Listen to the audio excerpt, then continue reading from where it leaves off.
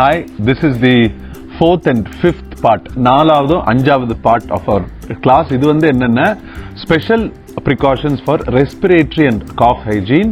அதுக்கப்புறம் gloves and mask. So respiratory and cough hygiene னா எப்படி நம்ம இரும்புறது, எப்படி நம்ம தும்புறது, இந்த இன்ஃபெக்ஷன் வந்து காத்துல நம்ம போகாம எப்படி பண்றது, பேஷண்ட்ஸ்க்கு என்னென்ன இன்ஸ்ட்ரக்ஷன்ஸ் கொடுக்கறது தான். இப்போ ஃபர்ஸ்ட் வந்து patients, staff and visitors all of them have to be encourage to follow respiratory hygiene. ஏன்னா கரெக்டா இரும்பணும்னா, கரெக்டா நம்ம தும்பணும்னா இந்த வைரஸ் வந்து பரவாதது. அதுக்கு என்னென்ன பண்ண முடியும்? 5 பாயிண்ட். ஃபர்ஸ்ட் பாயிண்ட் வந்து டிஸ்போசபிள் சிங்கிள் யூஸ் டிஷ்யூஸ். எப்பவுமே டிஸ்போசபிள் நாப்கின்ஸ் இருக்கணும். இரும்புனா தும்புனா இல்லை நம்ம சளி ஏதாவது எடுத்தாலும் எடுத்துட்டு இம்மீடியட் நம்ம தொடச்சிட்டு டஸ்ட்பின்ல போட்டுட்டு ஹேண்ட் ஹைஜீன் நம்ம பண்ணிடணும்.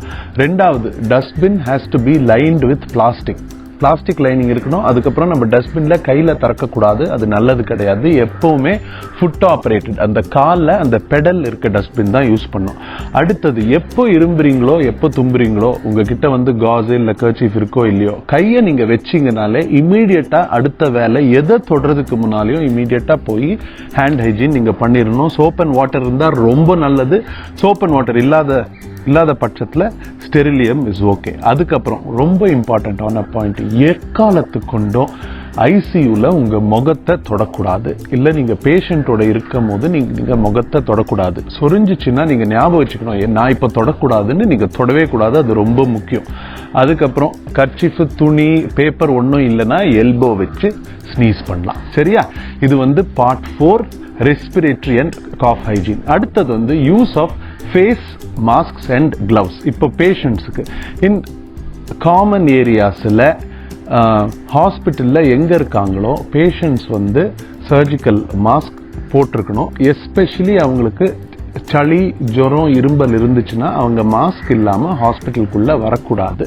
அவங்கள வந்து நம்ம இந்த வெளியில் இருக்க டென்ட்லேயே இரும்பல் இருக்கான்னு பார்த்துட்டு இன்ஃப்ராரெட் தெர்மோமீட்டரில் பார்த்துட்டு அவங்க உள்ளே வரும்போது அவங்களுக்கு நம்ம மாஸ்க் கொடுத்துட்டு தான் நம்ம உள்ளே வரணும். அடுத்தது, ஹெல்த் கேர் ப்ரொவைடர் எங்கெங்கே போடணும். இப்போ வந்து பேராமெடிக்கல் ஸ்டாஃப், எப்பவுமே எல்லா ஸ்டாஃபும் ஹாஸ்பிட்டலுக்குள்ளே இருக்கும் போது நீங்கள் மாஸ்க் போட்டே ஆகணும். அதுக்கப்புறம் பேஷண்ட்ஸை பார்க்குற ஸ்டாஃப், தட் இஸ் ஐசியூவில் இல்லை, நான் ஐசியூவில் இன்ஃபெக்டடாக இருக்க பேஷண்ட்ஸை ரூமில் பார்க்குறவங்க டபுள் லேயர்டு மாஸ்க் போட்டாகணும் எப்பவுமே.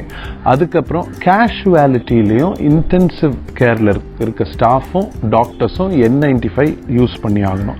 ஹவுஸ் கீப்பிங் ஸ்டாஃப் வந்து சிங்கிள் லேயர்ட் சர்ஜிக்கல் மாஸ்க், அப்படின்னா நம்ம சர்ஜிக்கல் மாஸ்க் இருக்கு இல்லையா, அந்த 3 ply அந்த மாஸ்க்கும் டிஸ்போசபிள் கிளவ்ஸ் எல்லா இடத்துலையும் நம்ம ஹாஸ்பிட்டலில் க்ளீன் பண்ணிட்டு இருக்கும் போது போட்டாகணும். அதுக்கப்புறம் எந்த பேஷண்ட்டுக்காவது இன்ஃபெக்ஷன் இருக்கலான்னு நம்ம யோசிச்சோம்னா டெஃபினட்டாக N95 மாஸ்க் நம்ம போட்டாகணும். கிளவ்ஸை பொறுத்த வரைக்கும் அதில் உங்களுக்கு டவுட்டே வேணாம். முடிஞ்ச அளவுக்கு எப்பப்போ பாசிபிலிட்டி இருக்கோ கிளவ்ஸ் போடுங்க. இப்போ இந்த இன்ஃபெக்ஷன் பேஷண்ட்ஸ் பொறுத்த வரைக்கும் கிளவ்ஸை கூட நம்ம கழுவலாம். நம்ம கிளவ்ஸ் நம்ம மாத்திட்டே இருக்கணும்னு அவசியம் இல்லை. இன்னர் கிளவ் நீங்க போட்டிருந்தீங்கன்னா வெளி கிளவ் அழுக்காச்சுன்னா அதை கழுவிட்டு ஸ்டெரிலியம்ல நம்ம ஸ்க்ரப் பண்ணிட்டு அதுக்கப்புறம் நீங்க யூஸ் பண்ணலாம். ஒரே விஷயம் என்னன்னா, உங்க கையும் உங்க முகமும் தனி லேயர்ஸ்ன்னு நீங்க ஞாபகம் வச்சுக்கணும். இது நீங்க ஞாபகம் வச்சுக்கிட்டீங்கன்னா இந்த காஃப் அண்ட் ரெஸ்பிரேட்டரி ஹைஜீன், எப்படி இரும்புறது, எப்படி நம்ம தும்புறதுன்றதும் நம்ம கிளவ்ஸ் அண்ட் மாஸ்க் நீங்க நல்லா கத்துக்கிட்டீங்கன்னு அர்த்தம். Very good. இப்போ நெக்ஸ்ட் செஷன் வந்து நம்ம PPE எல்லாம் எப்படி போடுறதுன்றது அதுல நம்ம பார்ப்போம். தேங்க்யூ.